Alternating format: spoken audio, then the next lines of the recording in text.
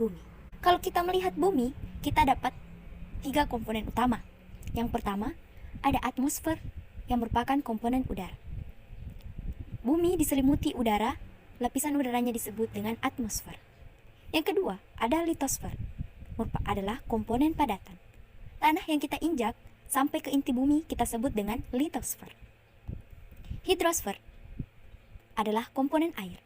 Air di laut, sungai, danau, termasuk air di awan ataupun air yang ada di dalam tanah, itu kita sebut dengan hidrosfer. Pertama, kita membahas pengertian dari atmosfer itu sendiri.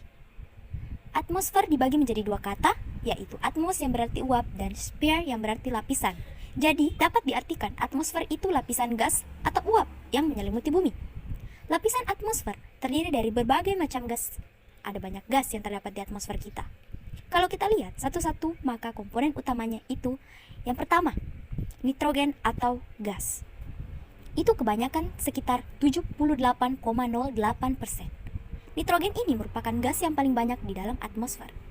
Kemudian yang kedua, oksigen atau O2 yang sebanyak 20,95%. Yang ketiga, ada argo atau air sebanyak 0,93%.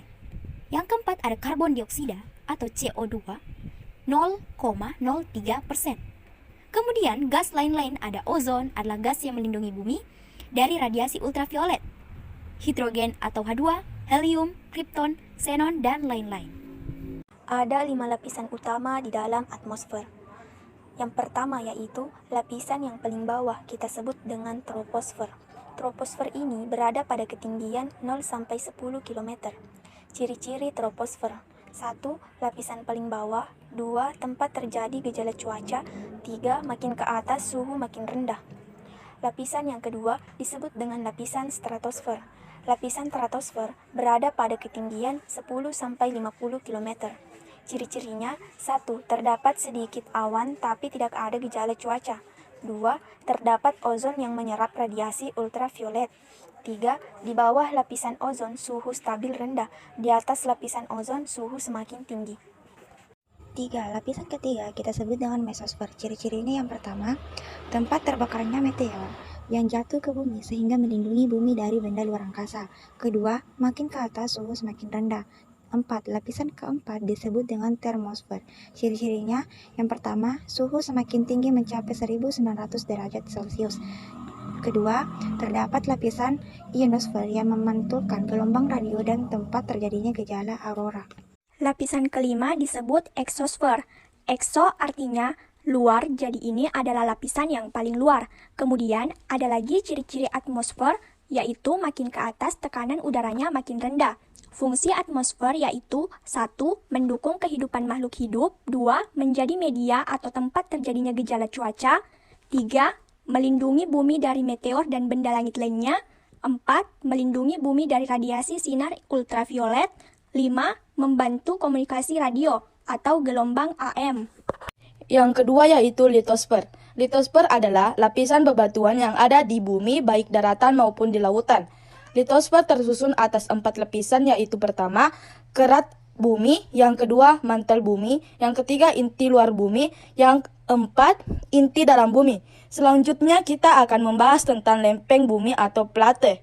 Lempeng adalah bagian dari litosfer sebagai lapisan terluar permukaan bumi yang terdiri atas padatan dan bebatuan.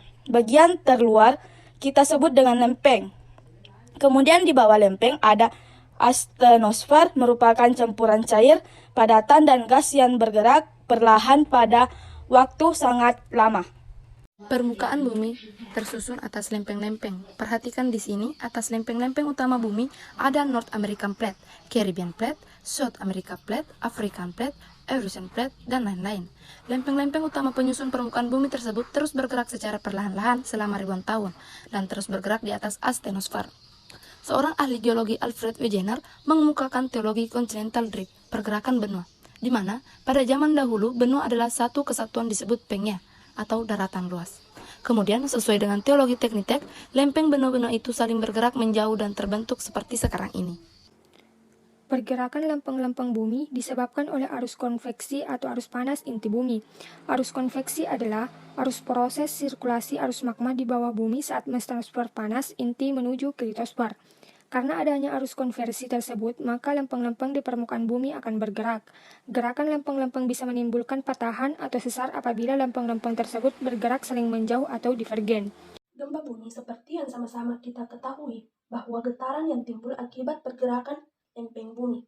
Getaran ini akan merusak bangunan dan menimbulkan korban jiwa. Ada 3 macam gerakan yang dapat menimbulkan gempa bumi.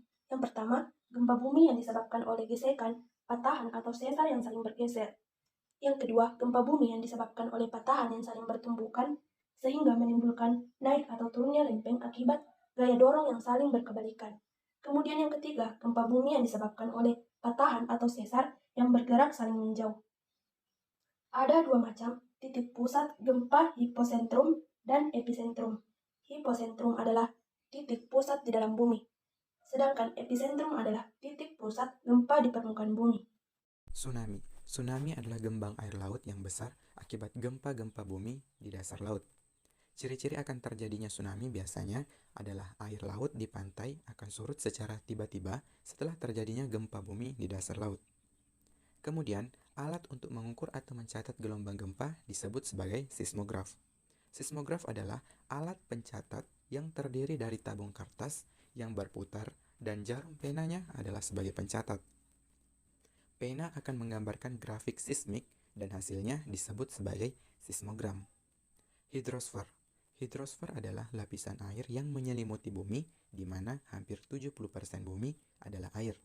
Hidrosfer meliputi semua air di dalam tanah, danau, sungai, laut, samudra, dan juga uap air. Semua air yang ada di bumi akan mengalami siklus hidrologi air, yaitu proses daur ulang air secara terus-menerus di bumi.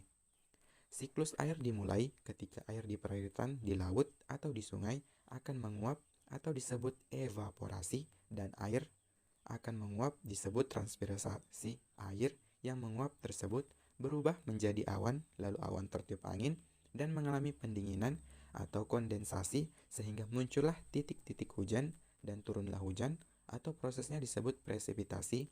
Lalu air yang jatuh ke bumi akan kembali ke perairan, kemudian kembali lagi menguap membentuk awan. Awan tersebut akan mengalami kondensasi dan akhirnya kembali menjadi presipitasi. Terbentuknya benua dan samudra. Kita sudah mengetahui bahwa permukaan bumi kita sangatlah luas yang terdiri dari daratan dan perairan. Daratan di muka bumi berupa benua, pulau dan kepulauan, sedangkan perairan meliputi samudra, laut, danau dan sungai. Jadi dapat kita simpulkan bahwa benua adalah daratan yang sangat luas, sedangkan samudra adalah perairan yang sangat luas. Kita pasti sudah mengetahui bahwa luas daratan hanya 30%, sedangkan luas perairan 70% dari luas muka bumi. Pertama-tama kita akan mulai dari bagaimana proses terbentuknya benua dan samudra. Benua dan samudra terbentuk melalui proses yang sangat panjang. Proses pembentukan benua terjadi secara bertahap. Bahwasannya, pertama-tama benua dan samudra tidak seperti saat sekarang ini. Menurut ilmuwan asal Jerman, awal mulanya bumi kita satu benua besar yaitu Pangea dan samudra yaitu Pantalasa.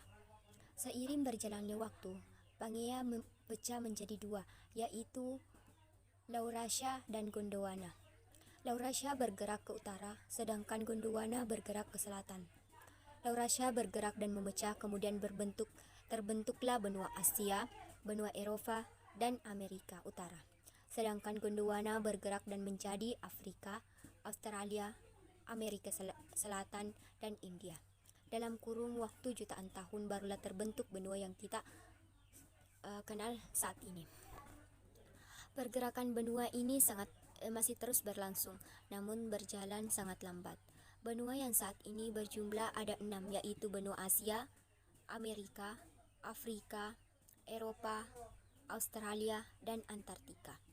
Samudra di muka bumi terbagi menjadi 5. Yang pertama, Samudra Pasifik. Yang kedua, Samudra Atlantik. Yang ketiga, Samudra Hindia. Yang keempat, Samudra Arktik. Yang kelima, Samudra Antartika.